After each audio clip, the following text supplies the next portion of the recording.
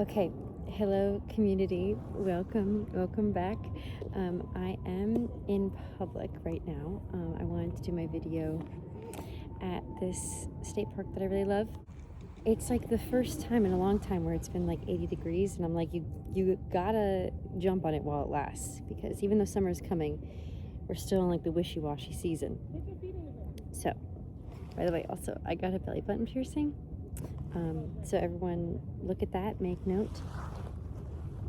It's kind of impulsive. I didn't really mean to do it. It just kind of like, I went to the piercing store shop place on a Friday, and then I was like, wait, because I wanted to get something for my nose, like a new piece of jewelry.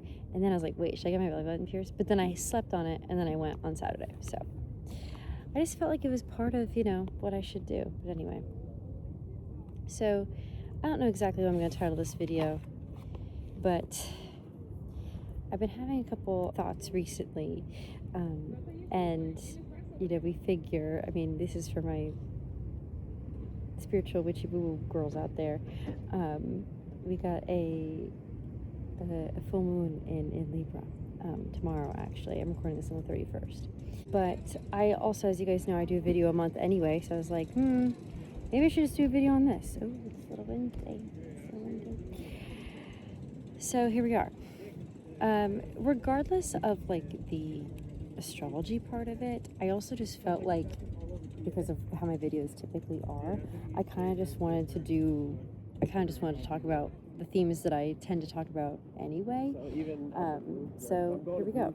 So again, like, this is kind of like my personal informing I don't know what it's informing, but it's just kind of like the personal themes that I've sort of been experiencing, things I've sort of been not reaching out to me, what's it called? Like standing out to me. So I feel like, number one, these things that I've been seeing is like on being single and like how to be single like correctly. Now, obviously, I don't think these things are sort of like black and white. But I do, in watching some of these videos, I'm like, maybe I have been doing it like the wrong way. Like it wasn't like a subway take thing, but it was like a similar subway take kind of vibe. And the lady was like, it's kind of like if you had 6 months to live, but it's like if you had 6 months to be single, and you knew like at the end of it you were not going to be single. Say like your soulmate, like end game, divine counterpart, the love of your life kind of thing.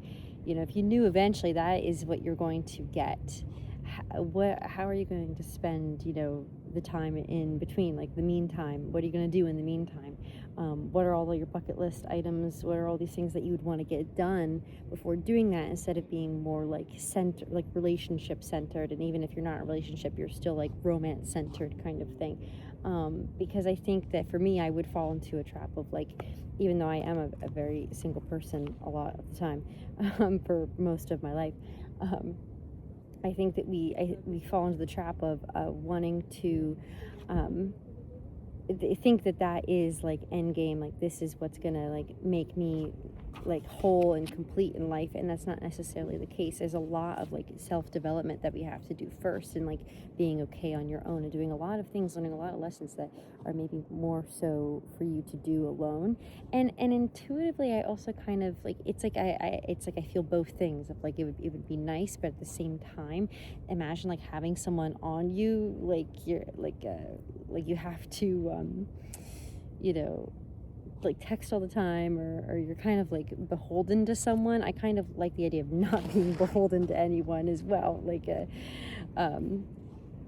having a more strong connection. In a way, it feels good to kind of be more like solo for a little bit, but we have to be productive in how, well, maybe we don't have to, but I want to be more productive in how I'm using that like alone time, basically, and like actually developing my sense of self and my hobbies and what I like and my confidence and my voice. Obviously, for a long time, I was in school, so we do development in school for sure, but I actually just feel like I'm now getting to the point where I'm like, oh, I have the freedom to do like X, Y, and Z. Like I'm taking a dance class. I want to like sing and perform more. And those things, we'll get into the existential dread and anxiety, but I'm thinking that maybe it just wasn't the right time, because I remember when I was in school, and I wanted to develop those parts of myself. I wanted to become more of a whole, like a self-actualized person.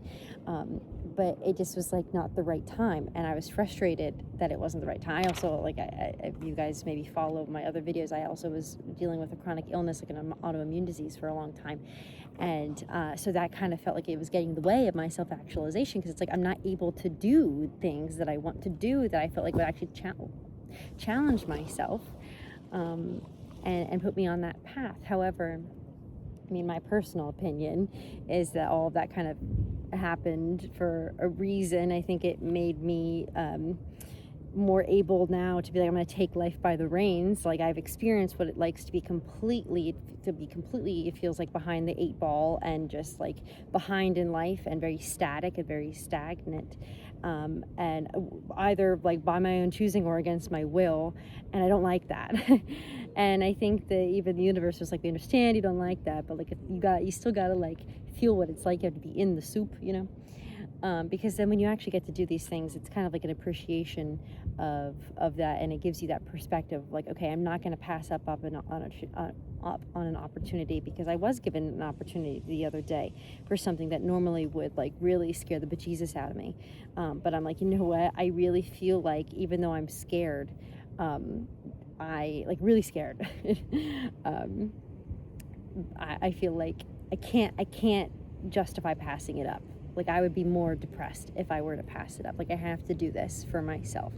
And so basically, that was part of the theme of just trying to think, okay, people are kind of fleeting.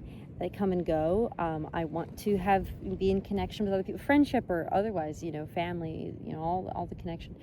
But recognizing, like, you know, but you also are you are your own art canvas at the end of the day. So what are you going to paint on that? Like, other people might come and go on it, but like, you know, what do you want your canvas to look like? I don't know.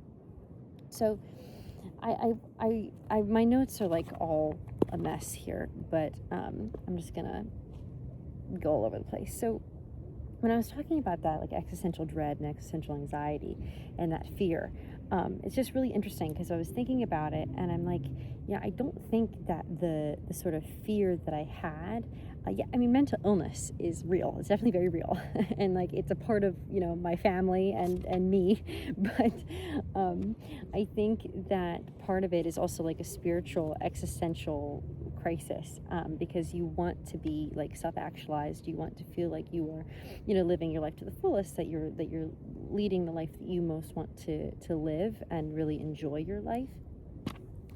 But for whatever reason, like, there was just this huge blockage of like really deep-seated fear, and it's like, why is that there? And it's just something that I had to, and I'm still continuing to work through. It's definitely getting easier. I don't know why. I think it's just life moving on, and maybe me feeling like I have more of like a authority, like a self-efficacy, you know, of proving things to myself. But I was just thinking, like, you know, it obviously it depends on who you are and where you are in life, but like, you know, that's the thing. So I don't feel like that medicine really worked. It was just kind of like, you know, pacifying the true, like, inner desires of what you want to do. Like, you're attracted to this goal, but you're so fearful of it. It's like the being fearful of your potential kind of thing, and you can look back on it and be like, why was I ever afraid of my own potential? But it is scary, and a lot of people fall into that. But I just feel like I'm trying to get onto that path of self-actualization, and I'm no longer like, I've all this time I feel like has been wasted. It's not wasted, but that's how it feels. Like, all this time has been wasted. Like, okay, I don't want to wait anymore. I want to now. I'm not playing around. I'm not playing any games anymore. Like, I want to get on that path of living the life that I'm supposed to live. And I think that like is right in here. You know, you like know what it is. You don't necessarily think it. It's like a feeling as well. And that was the other thing too I wanted to talk about. I feel like I think a lot, and I'm kind of like up here when I need to be more like down here, and like in you know, my body, and like more grounded, and I feel like life feels easier that way. I think that was also part of like the existential dread of like just disliking life and disliking my surroundings and where my life was going, because I wasn't like in my body fully. It was very much in my mind. And it can be tough though, because you're so used to being like, well, this is logical, like I'm supposed to be up here. Feeling is, it's weird, but it like works. Like if you actually feel certain things, it's like, oh, I felt this really like tough thing, and now it's like gone. Which is good, I guess. I felt like these scary things, but now it's gone. Or I felt these really good things, and it felt really great to feel very like embodied and feel very joyful. So yeah, I think part of it also, going back to like the connection piece with other people and how things can be fleeting, friendship or otherwise, I think that honestly made me realize, because if you're getting like, you know, like a high from someone, like if you're like a dopamine rush from someone, it's kind of like, okay, now I got to look at my life and be like, why is it that, you know, this is bringing me enjoyment, but my regular life isn't? And I want to fix that, because again, people are fleeting. Now, not to say like you can't rely on people, and I totally believe in being, you know, we should be in community with other people, of course. But I think the lesson is a lesson on detachment, of like, I'm gonna love you, like with my friends, like I'm gonna love you, I'm gonna care for you, I'm gonna be here. But at the end of the day, like I am myself, and I'm trying to work on being the best self that I can be. So in a way, that does come at a cost. You want to, you need to be isolated and alone sometimes to do those things. It's not necessarily a bad thing. It's the whole like alone but not lonely thing, right? But when I was putting too much of my enjoyment in other people, then that's like, I felt like I recognized that was an issue, and I felt like I had to be okay. I was just recognizing, it was honestly just like a couple days of me being like, man, I just don't like my life. I don't really know how to fix that or what to do. I kind of do, like I can recognize certain points of things that I don't like, but like I want to figure out, I wasn't even figuring it out. It was like, I was just like, I just don't think I like my life, and this is why I am falling into these patterns, because I don't like my life. And I just felt like, by the sheer like realization of that and recognizing that, it was kind of like, okay, well, I felt like things started to naturally change. Like I kind of became happier after making that more dark realization, I guess, of like, I just don't like my life. And I started to feel better. So I guess maybe it's just taking a weight off. I don't know. I just felt like now, though, change has been coming. Like an opportunity came my way. I'm doing it. I'm getting better at dance, like it just more performance-based things. I feel like I am connecting with people better, and I have better relationships with people. Even though I am more from like a detached lens, so it's weird. Like it seems kind of like what's the word? Paradoxical. Like it would be the opposite, but like it's just weird. I don't know.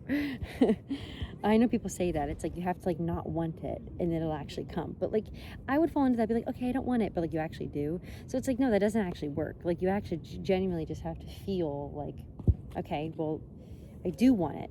And part of that, me wanting it, is coming from a place of like, I don't like my life. Okay, so what other things in my life, these holes that I need to focus on, so I would actually like the core of my life better, so that my foundation is more full, is more strong. Another thing I wrote down was like, so talking about delusions a little bit, like if you have like these delusions of your potential, I could be like, oh, well, that'll never happen, that'll like, but even if it doesn't ever happen, so taking the attachment piece out of it, it's more of like, I'm just going to indulge in it. Indulge in the fantasy and be like, well, maybe it could one day. And so it's more of like an abundance versus a lack.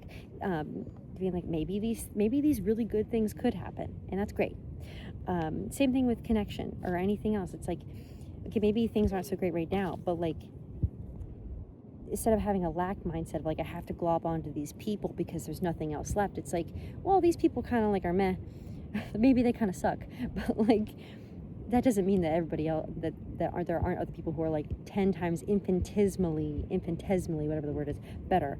So it's more of like an abundance mindset instead. Okay, I also want to talk about authenticity versus performance. Okay, so an old Maya would have been like, just, I don't want to say terrified, but like kind of like anxious of like doing things alone, coming places alone. I remember I came here a couple of years ago, maybe a year or two ago, like by myself, because I was like, I'm gonna try it out, and I like hated it. I hated it. When I would go on walks by myself, hated it. But now that I think about it, the reason why that I hated it, well, I mean, like when I would go on walks by myself, I would be like, I just don't like my life. But I think I didn't realize at the time, like, what to do or how to like alchemize that. I think that it was like how to transmute that into something better. I was just kind of like, I just don't like these feelings, so I would rather be distracted by other people, places, or things, because when I would be alone, I would have to look at the fact that I don't really like my life. And by the way, this isn't to say that, you know, obviously I have a lot of privilege. There's a lot of things to be grateful for in my life, for sure, and I am. But it's more of like you just know when there's something missing, kind of thing. Like, you know when there's something inside of your soul, some of your heart, that is not happening, or that you're not doing, and you want it, but you don't know how to get it, and it's hard, and you have mental blocks and all that stuff. So anyway, but so authenticity versus performance, you know, I think that I would do certain things, and I would always think about it from the lens of other people. So you're always thinking it from like a performative lens. Like, yeah, basically your performance for other people. And it's like, oh, I'm not real. My life isn't real. This isn't real. How do I make it real? Like, and that requires you to use your own lens and to make up your own mind versus using other people's. I would always defer to other people, because I always thought that like more voices were better than one, and I just thought that would be the best. But I'm really learning to obviously use my own thought process, my own critical thinking. Oh, what do I think? What is my opinion? What do I feel? What do I want to do? Exercising that muscle.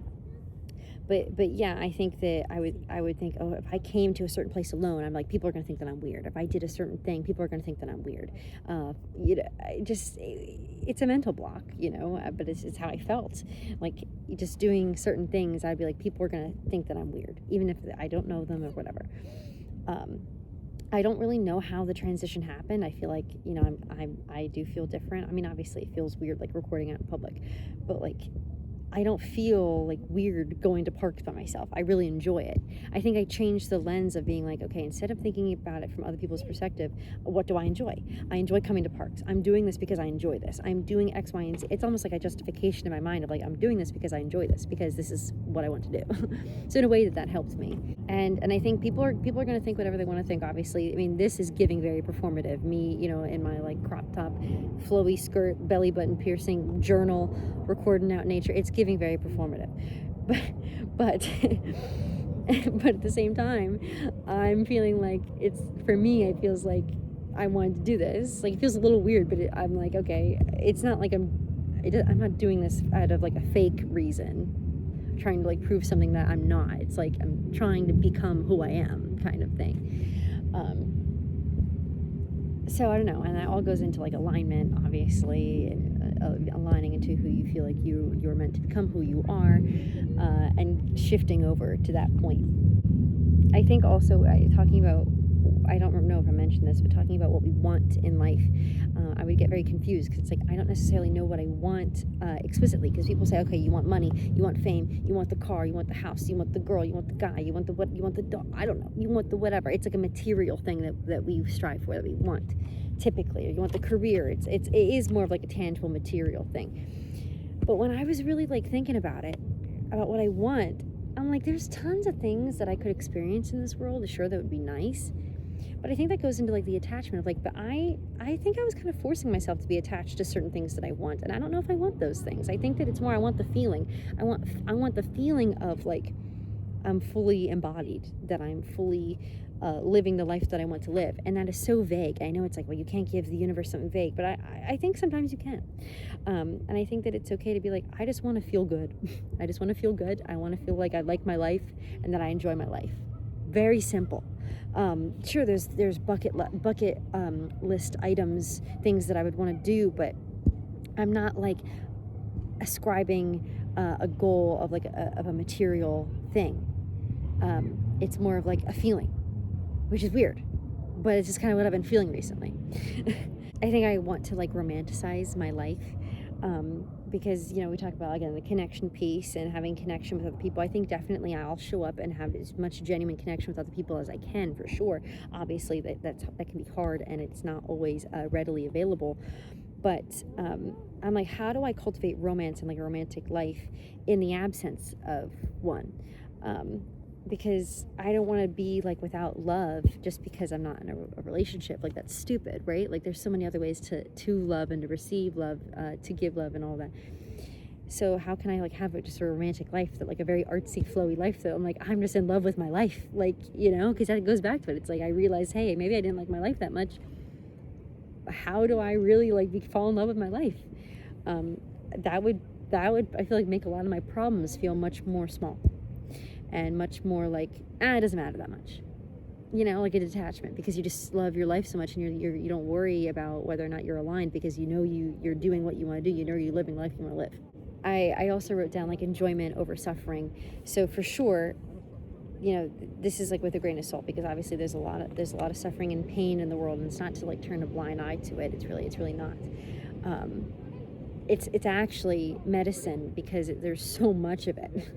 You hear and you witness so much horribleness, and a part of me is like, I recognize it and I acknowledge it, and it's like, and you have your personal belief and opinion on what's right and what's wrong, but at the end of the day, like, I also I don't want to like flog myself for those things. I want to also enjoy my life and live it. It's almost like, because of how horrible some of these things are, past, present, future, whatever.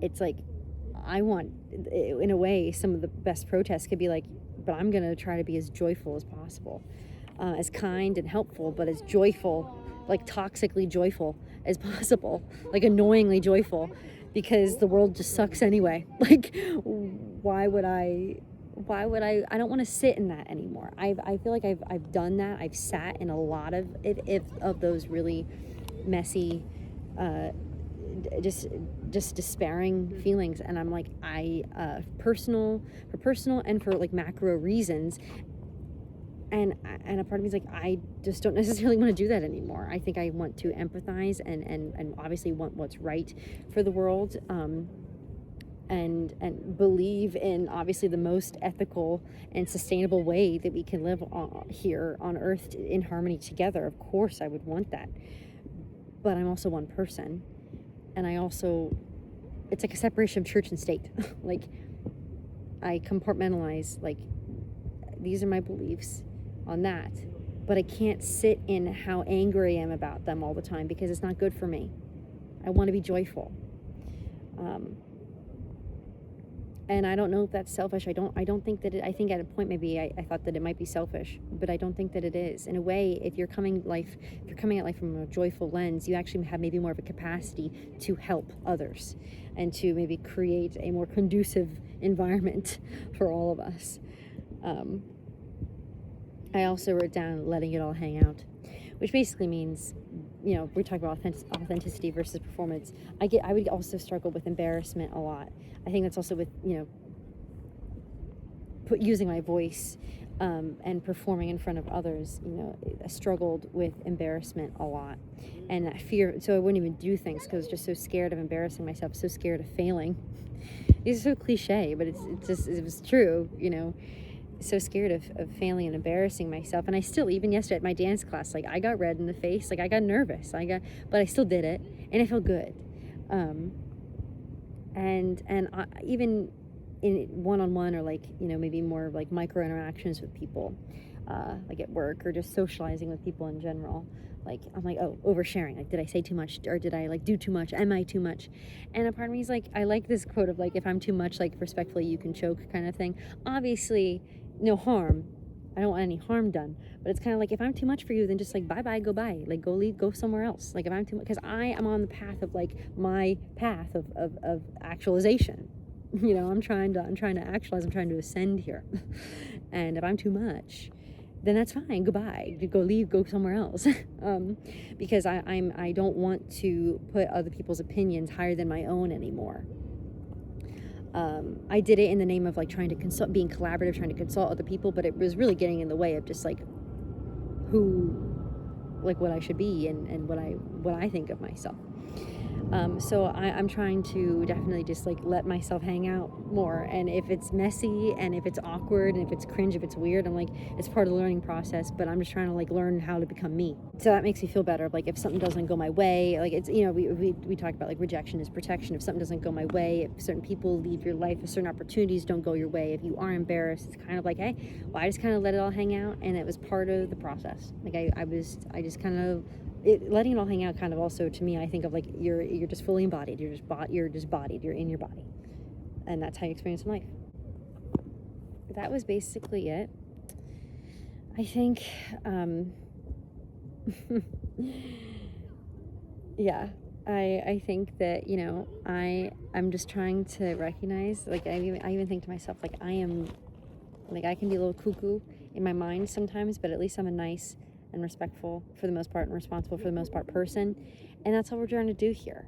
I'm actually trying to like I'm trying to learn how to like nurture my crazy a little bit, because it's kind of fun and it's kind of artistic, but that's also kind of scary too, because I don't know, because it's like I haven't done that for so long. I haven't outwardly portrayed myself as that, so it's like, who is this lady, you know? But I feel like, I don't know, like in here I'm like everything and nothing at the same time, you know. That'll make sense to some people. I don't know, probably won't make other sense to other people. Something I did forget to mention, which I think is really interesting too. I've been getting these YouTube videos of like certain, you know, I'll get like certain YouTube videos of like, you know, this goddess, this god, or whatever, is like, it's kind of like a music video, but it's like, you saw this message, but you know, most of the time it's kind of stupid, because it's like, okay, you know, I feel like sometimes those things can maybe foster like unhealthy thoughts of like more of like an attachment based kind of thing, like, okay, I'm globbing onto this like reading or whatever because I'm really attached to this outcome. But in this instance, it wasn't necessarily a reading, it was kind of like, you know, it's like a subliminal, and it was Ma Kali, which I was doing more research on her and her goddess, what she symbolizes as a goddess. And she's the one with like multiple arms. She's like a skull necklace, a sword, a bow. She has a third eye, and her tongue's out. Like, you know, she a lot of her depictions are like, they look scary. And so I'm like, why am I getting these things?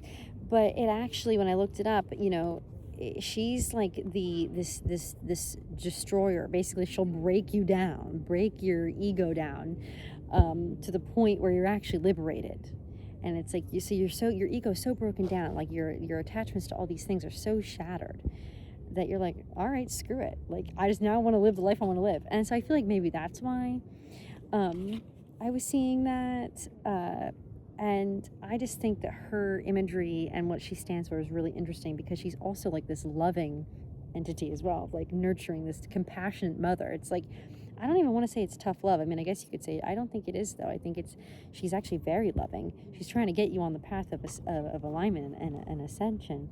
And she's actually protecting you from like these inner demons and torments and destruction, by like ushering it in and having you face it head on. And it was just interesting, because when I'm looking at these Instagram posts or whatever, TikToks, of what deities, you know, that are sort of embodying this like Libra full moon energy, it's very like, you know, Venusian, like Aphrodite. That's one of the psychics I want. The Aphrodite, and like Freya, and that's like a Norse goddess.